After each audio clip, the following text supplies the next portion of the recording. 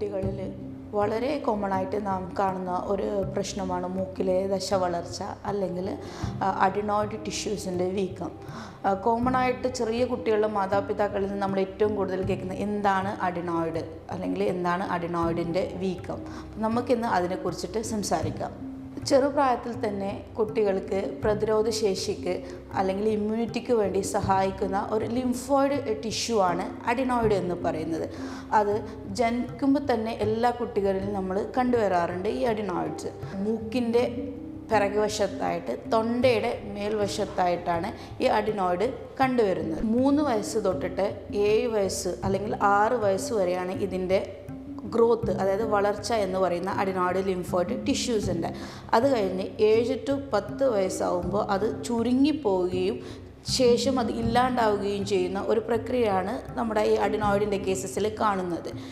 ചില കുട്ടികൾ ഈ ഗ്രോത്ത് പീരീഡിൽ, അതായത് 3 to 6 ആ ഇയറിൽ കൂടുതലായിട്ട് അഡിനോയിഡിൻ്റെ വളർച്ച വരികയും വീക്കം വരുമ്പോഴാണ് കുട്ടികളിൽ കൂടുതലായിട്ട് നമ്മൾ ഈ ഏജ് ഗ്രൂപ്പിലുള്ള കുട്ടികളിലാണ് ഈ പ്രശ്നങ്ങൾ, അഡിനോയിഡിൻ്റെ ഇഷ്യൂസിൻ്റെ പ്രശ്നങ്ങൾ നമ്മൾ കണ്ടുവരുന്നത്. എങ്ങനെ നമുക്ക് അഡിനോയിഡ് തിരിച്ചറിയാം? എന്തൊക്കെയാണ് ഇതിൻ്റെ പ്രധാന ലക്ഷണങ്ങൾ?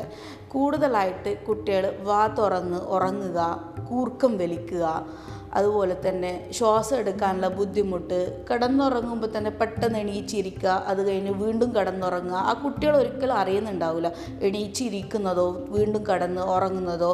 അതുപോലെ തന്നെ പല്ലുന്തി വരിക. ഇതൊക്കെ അഡിനോയിഡിൻ്റെ ഇമ്പോർട്ടൻ്റ് ആയിട്ടുള്ള ഒരു ലക്ഷണങ്ങളാണ്. കാരണം എന്ന് വെച്ചാൽ ഇത് മൂക്കിൻ്റെ പിറകുവശത്താണ് ഈ അഡിനോയിഡ് ടിഷ്യൂ സ്ഥിതി ചെയ്യുന്നത്. അപ്പം ഇതിൻ്റെ വളർച്ച അല്ലെങ്കിൽ ഇതിൻ്റെ വീക്കം കൊണ്ട് നമ്മുടെ കുട്ടികളെടുക്കുന്ന ശ്വാസം എടുക്കുന്ന ഓക്സിജൻ്റെ ലെവൽ കുറഞ്ഞു വരും. അപ്പോൾ കുട്ടികൾക്ക് ഓക്സിജൻ കിട്ടാണ്ട് വരും. ശ്വാസത്തിൻ്റെ ബുദ്ധിമുട്ട് കൊണ്ട് കൂർക്കം വലിക്കാൻ തുടങ്ങും. അതുപോലെ വാ തുറന്ന് ഉറങ്ങാൻ തുടങ്ങും. പല്ലുന്തി വരും. ഈ കണ്ടിന്യൂസ് ആയിട്ട് ഈ വാ തുറന്ന് ഉറങ്ങുന്നത് കൊണ്ട് പല്ലുന്തി വരും. ഇതൊക്കെ കൊണ്ട് കുട്ടികൾ രാവിലെ എണീക്കുമ്പോൾ തന്നെ ഭയങ്കര ക്ഷീണമായിരിക്കും, ടയേർഡ്നെസ് ഉണ്ടാവും ഈ ഉറക്കക്കുറവ് കൊണ്ട്. നോർമലി നമ്മളിത് നോട്ടീസ് ചെയ്യാൻ തുടങ്ങുന്ന വെച്ചാൽ സ്കൂളിൽ നിന്ന് ടീച്ചേഴ്സ് പറയും കുട്ടിക്ക് എപ്പോഴും ഉറക്കമായിരിക്കും, പ്രോപ്പറായിട്ട് കുട്ടി ഉറങ്ങുന്നില്ലേ. അതുപോലെ ഉച്ചയ്ക്ക് ശേഷം എല്ലാ ദിവസവും തലവേദന ഉണ്ടാകും കുട്ടികളിൽ, ഈ 3 to 6 വയസ്സുള്ള ആ കുട്ടികൾ, സ്കൂൾ പോകുന്ന ആ കുട്ടികളിൽ.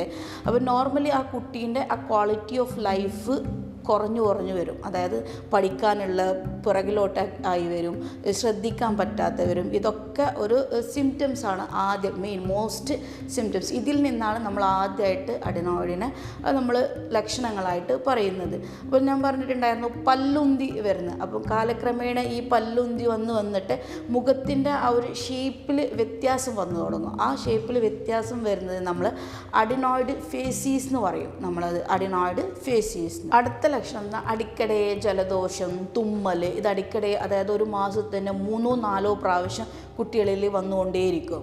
അതുപോലെ തന്നെ ഏറ്റവും ഇമ്പോർട്ടൻ്റ് ആയ മറ്റൊരു സിംറ്റംസാണ് ഇടയ്ക്കിടെ വരുന്ന ചെവി വേദന, ചെവി ഒലിപ്പ്, അതുപോലെ കേൾവിക്കുറവ്. ഇതൊക്കെ ഉണ്ടാകും. അതായത് മൂക്കിന് പിറകുവശത്തെയായിട്ടാണ് ചെവിയുടെ യൂസ്റ്റീജിയൻ ട്യൂബ് സ്ഥിതി ചെയ്യുന്നുള്ളത്. അപ്പം ഈ അഡിനോയിഡിൻ്റെ വീക്കം കാരണം അതവിടെ ബ്ലോക്ക് ആവും. എന്നിട്ട് എപ്പോഴും ചെവിക്ക് ഇൻഫെക്ഷൻസ് ലൈക്ക് ഒട്ടൈറ്റിസ് മീഡിയ പോലെ വന്നുകൊണ്ടാവും, എഫ്യൂഷൻസ് ഉണ്ടാവും ചെവിയിൽ. അതുപോലെ ചെവിൻ്റെ കേൾവിക്കുറവും കുട്ടികളിൽ നമുക്ക് കാണാൻ പറ്റും. നോർമലി നമ്മളിപ്പം ക്ലാസ്സിലൊക്കെ കുറേ തവണ ടീച്ചർ വിളിച്ചാലൊക്കെ ആയിരിക്കും ചിലപ്പോൾ അവർ കേക്ക് ഉണ്ടാവുക. നോർമലി നമ്മൾ നോക്കിയാൽ മതി, നമ്മൾ കുട്ടി TV ഒക്കെ കാണുന്നുണ്ടെങ്കിൽ റിമോട്ട് കൂടുതൽ വോളിയത്തിലൊക്കെ ഇട്ട് നോക്കുന്നുണ്ടെങ്കിൽ നമുക്ക് മനസ്സിലാക്കാം അവർക്ക് ആ കേൾവിക്കുറവ് ഇത് കാരണം വന്നു തുടങ്ങിയിട്ടുണ്ട് എന്ന്. പിന്നെ അടിക്കടെ വരുന്ന തൊണ്ടവേദന, അതായത് നമ്മുടെ തൊണ്ടയുടെ മേൽഭാഗത്തായിട്ടാണ് ഈ അഡിനോയിഡ് ടിഷ്യൂ ഉള്ളത്. അപ്പോൾ അതിൻ്റെ വീക്കം കാരണം തൊണ്ടയിൽ പെട്ടെന്ന് ഇൻഫെക്ഷൻസ് ഉണ്ടാകും. അപ്പോൾ കുട്ടികൾക്ക് ഭക്ഷണം കഴിക്കാതാവുക, ഇടയ്ക്കിടയ്ക്ക് തൊണ്ടവേദന വരിക.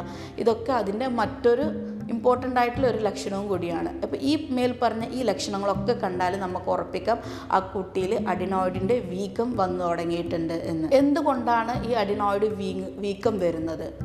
നോർമലി നമ്മൾ 3 to 6 ഇയേഴ്സിൻ്റെ ഉള്ള കുട്ടികളിൽ നോർമലി ഒരു ഗ്രോത്ത് ഉണ്ടാവും അഡിനോയിഡിൻ്റെ.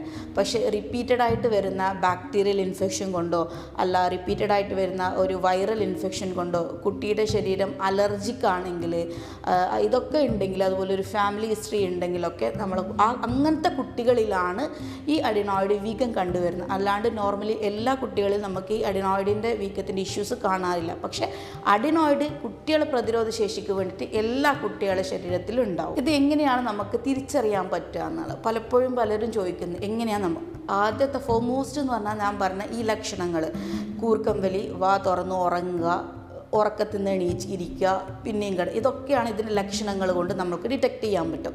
നെക്സ്റ്റ് ഇൻവെസ്റ്റിഗേഷനായിട്ട് നമ്മൾ പോവുകയാണെങ്കിൽ എക്സ്റേ കൊണ്ടാണ് നമ്മൾ, കാരണം ഇത് അകത്തുള്ളത് കൊണ്ട് നമുക്ക് എക്സ്റേ എടുത്തു കഴിഞ്ഞാൽ എത്രത്തോളം ഇതിൻ്റെ സൈസ്, വീക്കം വന്നിട്ടുണ്ട്, ചെറിയ തോതിലാണോ വീക്കം, വലിയ തോതിലാണോ എന്ന് നമുക്ക് മനസ്സിലാക്കാൻ പറ്റും. അതുപോലെ തന്നെ നേസൽ എൻഡോസ്കോപ്പി ത്രൂവും നമുക്കിത് മനസ്സിലാക്കാൻ പറ്റും. പിന്നെ കൂടുതലായിട്ട് ഇപ്പം ബാക്ടീരിയലോ വൈറലോ അലർജി ആണോ എന്ന് അറിയാൻ വേണ്ടിയിട്ട് ഏത് കൊണ്ടാണ് അതനുസരിച്ച് നമുക്ക് ട്രീറ്റ്മെൻറ്റിൽ നമുക്ക് മാറ്റം വരുത്താൻ പറ്റും. അതിന് വേണ്ടിയിട്ട് നമുക്ക് ബ്ലഡ് ടെസ്റ്റും കൂടി ചെയ്തിട്ട് നമുക്ക് കൺഫർമേഷൻ ചെയ്യാം. അടുത്തതായിട്ടാണ് എല്ലാവരും നമ്മളോട് ചോദിക്കുന്നത്, അഡിനോയിഡിന് സർജറി മാത്രമാണോ ഉള്ളത്, അല്ല മെഡിസിൻ ഇതിനുണ്ടോ? തീർച്ചയായിട്ടും അഡിനോയിഡിന് മെഡിസിൻസ് ഉണ്ട്. ഞാൻ പറഞ്ഞ പോലത്തെ ഇത് നോർമലായിട്ട് എല്ലാ കുട്ടികളും ഉണ്ടാവുകയാണ്. അപ്പം ഈ ഇൻഫെക്ഷൻസിന് നമ്മൾ ബാക്ടീരിയ ആണോ വൈറലാണോ ഇമ്മ്യൂണിറ്റി കുറവുണ്ടോ, അപ്പോൾ ഇമ്മ്യൂണിറ്റി കൂട്ടാനുള്ള മെഡിസിൻസ്, എന്ത് റീസണ് കൊണ്ടാണ് ഈ വീക്കം വരുന്നത് ആ റീസണിനുള്ള മെഡിസിൻസ് നമ്മൾ കൊടുത്തു കഴിഞ്ഞിട്ട് നമ്മളത് അതുപോലെ നേസൽ സ്പ്രേ ഒക്കെ കൊടുത്തിട്ട് നമ്മളതിനെ സബ്സൈഡ് ചെയ്യും. അത് ചില കുട്ടികളിൽ അതിൽ 100% നമുക്ക് വെച്ചാൽ കുറഞ്ഞ് അതിൻ്റെ സിംറ്റംസ് വ്യത്യാസം വരും. അടുത്ത ക്വസ്റ്റ്യൻ ഉണ്ടാവും എപ്പോഴും സർജറി എപ്പോഴാണ് നിങ്ങൾ ഓപ്റ്റ് ചെയ്യുക ഇതിനെന്ന്. നോർമലി നമ്മൾ ഏറ്റവും അവസാനത്തെ ഓപ്ഷൻസിലായിട്ട് സർജറി പറയാറുള്ളത്, അതായത് 90% നമ്മളിപ്പോൾ എക്സ്റേ എടുത്ത് നോക്കുമ്പോൾ തന്നെ 90% അത് വീക്കം വന്നിട്ടുണ്ടെങ്കിൽ പിന്നെ കുട്ടിക്ക് ബ്രീത്തിങ്ങിൻ്റെ ഇഷ്യൂസ് വരും. അതായത് കണ്ടിന്യൂസ് പെട്ടെന്ന് ഉറക്കത്തിന് എണീക്കും, പിന്നെ ഒരു ഇരിക്കും, പിന്നെയും പോകും. അപ്പം അതെന്ന് വെച്ചാൽ അതൊരു മോറോവർ അഡിനോയിഡിൻ്റെ വീക്കത്തിന് കൂടുതൽ അത് ഒബ്സ്ട്രക്റ്റീവ് സ്ലീപ്പ് ആപ്നി ആയിട്ട് മാറുകയാണ്. ആ കുട്ടിയെ കൂടുതലായിട്ട് ഡിഫിക്കൽട്ടീസിലേക്ക് അത് കൊണ്ടുപോകാൻ ആ ഒരു സിറ്റുവേഷനിൽ നോർമലി അങ്ങനെ എന്താ വെച്ചാൽ ചെയ്യുന്നത് വെച്ചാൽ ഈ നമ്മൾ വലിക്കുന്ന ഓക്സിജൻ്റെ അളവ് ശരീരത്തിൽ കുറയും, കാർബൺ ഡൈ ഓക്സൈഡ് ബ്രെയിനിൽ പോയി കൂടും.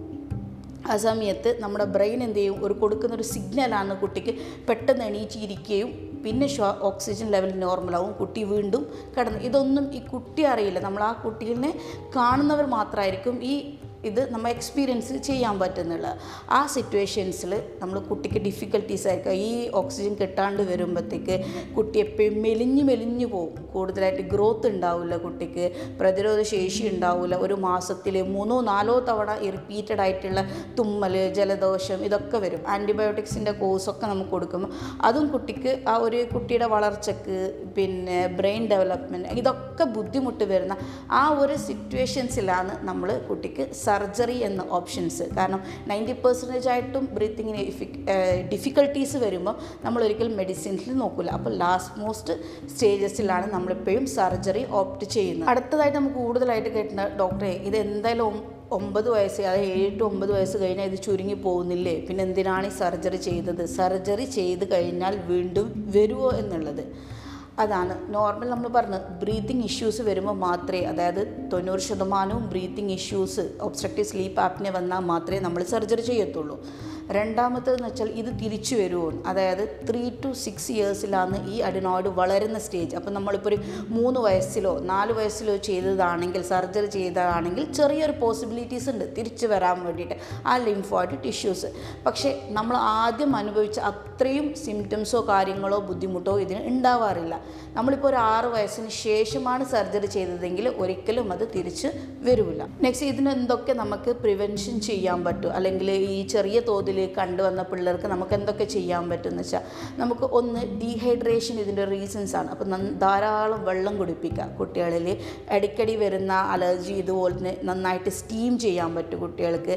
ഇപ്പോൾ ബാക്ടീരിയൽ ഇൻഫെക്ഷൻസ് ഒക്കെ വരാണ്ട് റിപ്പീറ്റഡ് ആയിട്ട് വരുന്ന ഇൻഫെക്ഷൻസിനൊക്കെ തടയാൻ വേണ്ടി പ്രോപ്പറായിട്ട് ഹൈജീന്, കൈ കഴുകുക, മാസ്ക് ധരിക്കുക. ഡസ്റ്റ് അലർജീസ് ഉണ്ട് കുട്ടികൾ, അതുപോലെ തന്നെ ഇങ്ങനെ അലർജീസ് ഉള്ള കുട്ടികൾ കിടക്കുന്ന റൂമിൽ പഴയ വസ്ത്രങ്ങളും അതുപോലെ പഴയ ബുക്സൊക്കെ വെക്കാണ്ട് അതിലൊക്കെ പലതരം പൊടിയായിരിക്കും ഉണ്ട്. അപ്പോൾ അത് ശ്വസിക്കുന്നത് പോലും കൂടുതലായിട്ട് റിപ്പീറ്റഡ് ആയിട്ട് വരുന്ന ഇൻഫെക്ഷൻസ് നമുക്കൊരു പരിധിവരെ തടയാൻ പറ്റും. അപ്പോൾ അതൊക്കെ നമ്മൾ പ്രിവെൻഷനായിട്ട് ചെയ്യുക. കൂടുതലായിട്ട് ഇമ്മ്യൂണിറ്റി വർദ്ധിക്കുന്ന, പ്രതിരോധം വർദ്ധിക്കുന്ന ഭക്ഷണങ്ങൾ, വൈറ്റമിൻ സി അടങ്ങിയിട്ടുള്ള നെല്ലിക്ക, ഓറഞ്ച് പോലുള്ള ഭക്ഷണങ്ങൾ, വെജിറ്റബിൾസ്, ഫ്രൂട്ട്സ്, ഇതൊക്കെ കുട്ടികളുടെ ഡയറ്റിൽ ഇൻക്രീസ് ചെയ്യുക. ഒരു പരിധിവരെ മാത്രമാണ് ഈ പ്രിവെൻഷന്. പക്ഷെ ചില വീക്കത്തിന് നമുക്ക് റീസൺസ് ഇല്ല. അപ്പോൾ അത് നമ്മുടെ ശരീരത്തിലായിട്ട് വരുന്നതാണ്. അപ്പോൾ ചില ഇതിൽ നമുക്ക് പ്രൊട്ടക്ഷൻ ചെയ്യാൻ പറ്റുന്ന വെച്ചാൽ ഈ ഇൻഫെക്ഷൻസ് വരുന്നത് നമ്മുടെ ശരീരത്തിന് ഈ പ്രിവെൻഷൻ കാരണം നമുക്ക് തടയാൻ പറ്റും എന്നുള്ളതാണ്.